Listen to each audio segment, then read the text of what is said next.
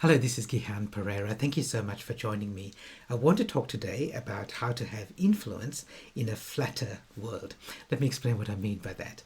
A couple of weeks ago, I was speaking at a conference for the Western Australian Local Government Association, and I was speaking to mayors and shire presidents of local councils and local communities all around Western Australia, talking to them about what's coming up in the future and how they can have some influence over the future for themselves and for their communities.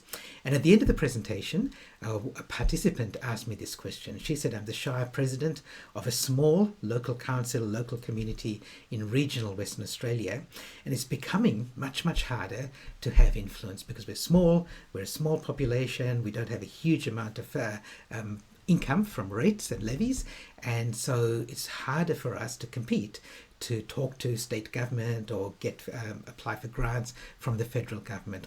So how can we as a small organisation continue to have the sort of influence that we used to have in the past? And look, there are two parts to answering that question. The first part is a part of it is just politics, and there are channels that you have to work through if you're going to go through these traditional hierarchies. And it's not only true of government; it's true with working with large organisations and in many other areas. But as a futurist, I also gave her the second part to the answer, which is that in our increasingly flat world, you don't have to rely only on those traditional hierarchies. So I say the world is fast, flat and free, and the flat part is that we've broken down hierarchies now and we're more connected than ever before. So absolutely, you can continue to work through those hierarchies, and you should, because that might be the best option for you, but also consider other options as well. So for example, if you're looking for funding, then maybe the old way of doing it was to apply for a grant.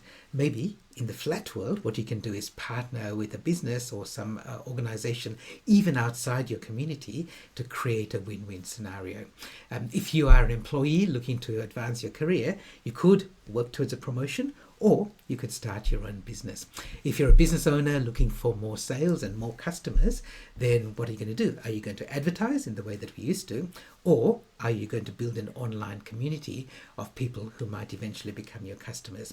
So there are many, many options now in our flatter world. It doesn't mean that all of them, or even any of them, are going to be better than the traditional way of doing it, working through the traditional hierarchies, but don't discard them before you even think about them.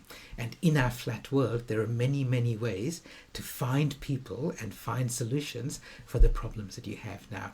If you'd like to know more about this, I've got a worksheet for you, which is about influence in a flatter world, and it'll give you some ideas about how to find those influencers and people who can help you solve those problems.